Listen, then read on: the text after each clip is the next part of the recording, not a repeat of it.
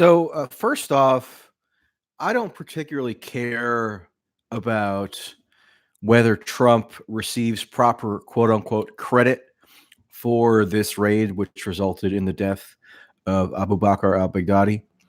I think when the discussion gets into this whole arena of who deserves credit, who doesn't, it means that the discussion has become incredibly shallow and that you're transferring this event into the realm of sort of superficial partisan bickering.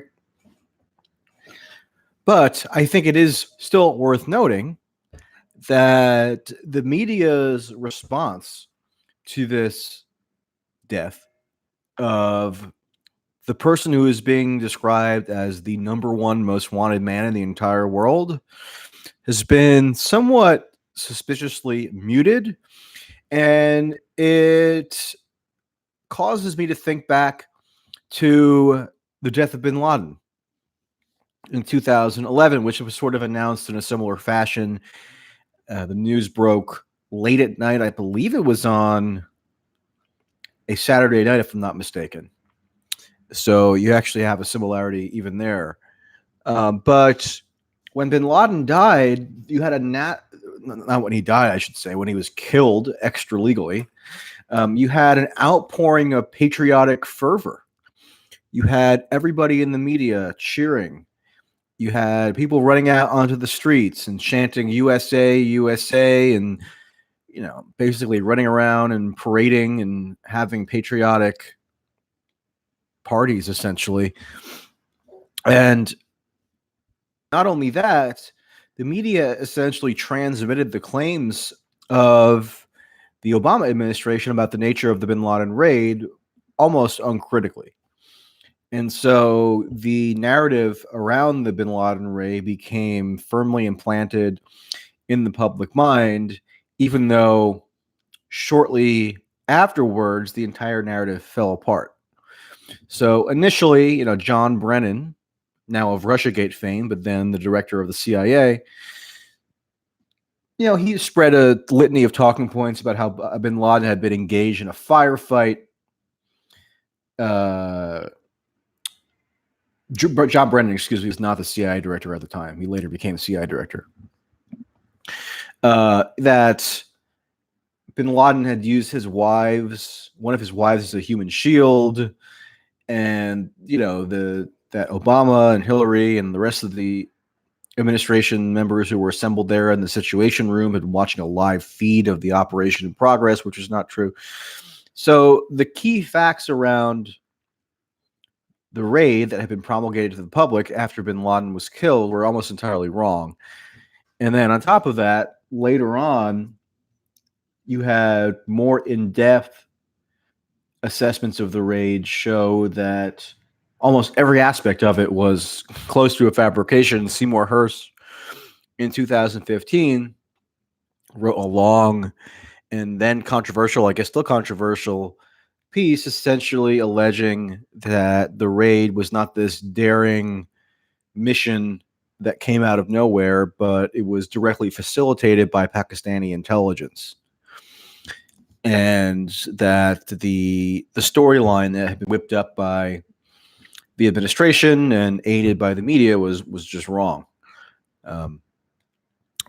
According to Hersh, anyway, bin Laden had been explicitly harbored in his compound in Abbottabad for years, and the Pakistani intelligence essentially coordinated with the U.S. to launch what appeared to be the spectacular mission, when essentially it was basically handing bin Laden off to the U.S. So the point is that the narrative fell apart rather quickly, and yet the media didn't hold the Obama administration accountable for that campaign of deceit around the bin Laden raid, because bin Laden played such an outsized role in the public mind since 9/11, and therefore everybody was willing to sort of suspend their critical faculties and just celebrate this grand achievement of the U.S. military and finally put to bed the culprits of 9/11. That's what the storyline was. And now, granted, 8 plus years later, al-Baghdadi is not nearly as prominent of a figure as bin Laden was in the public mind. But nonetheless, ISIS has been a huge story for 5 years. ISIS was probably the top story of 2014, 2015, when they first gained control of their so-called caliphate. Now they have far fewer territorial control, far lesser territorial control than they once did. But ISIS has still become this sort of, it's still a pop culture, in a way, plank of the American imagination. And yet, if you go and look at how this raid was covered, the contrast with the bin Laden raid is just amazing. I mean, people were latching on to Trump coming out and delivering the news of this death or this killing. And the main takeaway wasn't like joy or exhilaration about the death of Baghdadi. It was people complaining about Trump's like rhetorical flourishes, as if that's new. I mean, if you're surprised that Trump would use like idiosyncratic rhetorical flourishes at this point, you probably need to get your head checked, because that's the least surprising thing in the entire world. And they also, of course, were upset that Trump thanked, quote unquote, Russia for cooperating in the facilitation of this raid. Now, it would have been massively irresponsible to conduct this raid without notifying Russia, because Russia controls the airspace in which U.S. forces were required to fly. So, out of spite, do these people want Trump to not inform Russia and risk some kind of international incident where the special operations aircraft may have been shot down? Like, what are they mad about there? Well, I'll tell you what they're mad about. They're mad because they can twist it into this insinuation that somehow Trump notifying Russia is part of this grand conspiracy that maybe has some of its origin in Russiagate or Mueller, but it's never quite clear. I mean, they can never really pinpoint what exactly they're so indignant about. But it's clear that they are not willing to give Trump credit. And just, again, to be clear, I don't care about that. But there's obviously an inequity in terms of how the media thinks about this kind of thing, because they're rushing to do everything but give Trump credit when he's the one who issued the order. He's ultimately responsible for the success or failure of the mission as commander-in-chief. So how could he not get credit? It reminds me of like Rush Limbaugh in 2011 saying, "Oh, this wasn't Obama.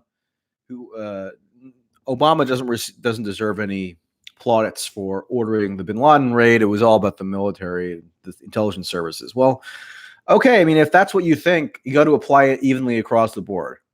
And there's almost nobody who's willing to apply that same standard across the board, whether it's the bin Laden raid or this raid.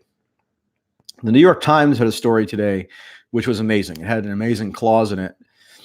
Of course, it tried to play up the angle of Trump's quote-unquote withdrawal from northern Syria, which wasn't really even a withdrawal, because there are going to be troops redeployed to guard oil fields. So I don't know how you can call something a withdrawal if it entails U.S. forces remaining in the supposedly withdrawn from territories for an indefinite period of time. But the New York Times says, Mr. Trump's abrupt decision to withdraw American forces from northern Syria disrupted the meticulous planning and forced Pentagon officials to press ahead with a risky night raid before their ability to control troops and spies and reconnaissance aircraft disappeared, according to military intelligence and counterterrorism officials. And here's the kicker. Al-Baghdadi's death, they said, occurred largely in spite of Mr. Trump's actions. So not only doesn't Trump get credit in their mind, Trump deserves blame, because Trump's actions made it less likely that this raid supposedly could be conducted successfully. It's just like, okay, maybe in some remote sense that's true, but nonetheless, Trump ordered the raid, and it resulted, at least as far as we know, and the narrative on this raid could fall apart easily as well, but it resulted in the death of the target. So they're really twisting themselves into knots to deny Trump credit here to an almost comical extent. And I should just emphasize once again that whether Trump gets credit or not, I don't particularly care. I thought when Obama and the Obama administration very ostentatiously claimed credit for the bin Laden raid, it was almost gross. I mean, I tweeted this earlier, but Joe Biden went around on the 2012 campaign trail, including at the Democratic convention during his primetime speech, and rattled off the sizzling talking point about how Osama bin Laden is dead, but GM is alive. Like, that was one of the big slogans of the 2012 re-election campaign. So good luck to Democrats who are going to complain if that Obama or that Trump is going to try to politicize this successful raid, because they did exactly that to an almost egregious extent with regard to the bin Laden raid. So that's just something that struck me over the course of this news breaking. I don't think it was wise or prudent or even particularly justifiable to go around dancing and celebrating when bin Laden was killed, because that was an extrajudicial killing in a sovereign country where the U.S. has no legal right to intervene. And they killed bin Laden when they could have captured him because he was not armed. And all the propaganda around that raid quickly proved to be entirely faulty.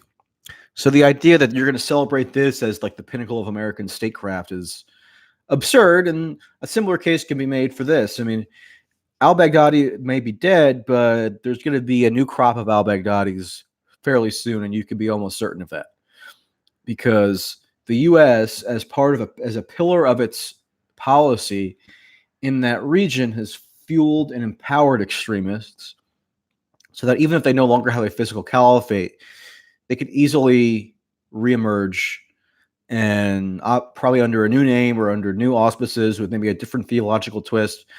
And somebody else is going to claim to be the one true arbiter of pure Islam in that region, and maybe do some terroristic type activities, probably subjugate their own people like a Baghdadi did.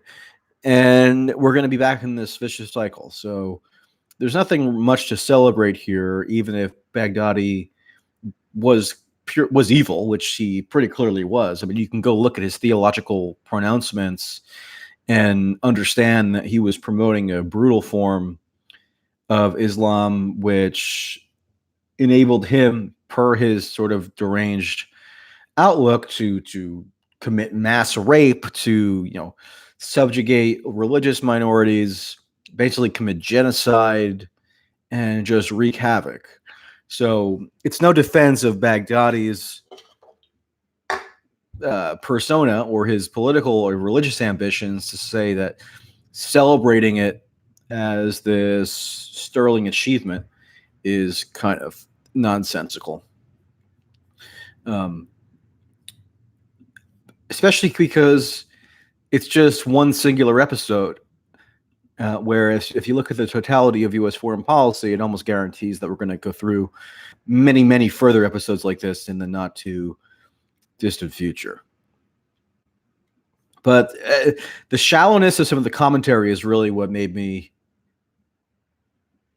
step back and say, wait, how is this in any way consistent with how the media would portray an event like this if somebody else had been president? Because you have people complaining as though their sort of like main takeaway from the raid about the order in which Trump praised the various international entities that had some role. So he thanked Russia first And then he thanked the U.S. military like for it. I mean, it's like that's not even really true if you listen to the full statement. But even if it was, who flipping cares? I mean, that if that occurs to you as your main observation from this, and not is the U.S. actually acting in such a way that would lessen the possibility of further out Baghdadis in the future? Is the Syria policy smart? Is Baghdadi's death actually indicative of an operational decline in ISIS, or was he a symbolic figurehead? I mean, there are many ways to look at this story. And if your big takeaway is, oh, Trump thanked Russia first rather than the U.S. military, it's just like you are locked into this incredibly tedious cable news style analysis that really, if nothing else, just shows how fundamentally shallow you are. And it's just another consequence of viewing everything that happens in U.S. foreign policy through the lens of the sort of blinker conspiratorial prism that Russiagate has foisted upon the public and continues to do even now. I mean, this idea that I'm sure somebody's going to say that Putin is victorious somehow in this death. I mean, it doesn't even have to make sense anymore. You just say a few buzzwords and people are like, oh, right, it's because Trump is compromised by Russia. That's why he thanked them. And that's why he notified them that U.S. forces were going to be in their airspace. And it takes you about 2 seconds to go and Google and find instances in which prior presidents, such as Bush and Obama, thanked Russia for cooperating in counterterrorism initiatives. It's absolutely nothing new. Obama, I mean, I just found one example for each earlier just to make a point. But Obama thanked Putin personally for assisting in the wake of the Boston bombing in 2013. Bush and Putin thanked one another for engaging in various counterterrorism measures related to Iraq in 2003. So, I mean, the list goes on. And this idea that it's unique or new or shocking for Trump to do the same exact thing is just a whitewashing of history. And it's just this blinkered, bonkers depiction of history, which has been one of the primary functions of the whole Russiagate narrative. It's to make you focus single-mindedly on Trump as if he is 100% unique and not a continuation of longstanding U.S. bipartisan policy, and make you forget everything that preceded it. Whereas it's just a basic fact that the U.S. and Russia have engaged with one another on counterterrorism policy to advance mutual interests. And there had been nothing particularly novel about that in the past. But now, because you automatically foster suspicion that there could be some grand conspiratorial explanation for why Trump may have done it, that's what so many people in the media go with. And it's just sad at this point. All right, so those are my thoughts. I'm not going to go on for an hour about this, but felt that it was significant enough of a news story that I would share a few observations with you. So have a nice day, and I will speak to you soon.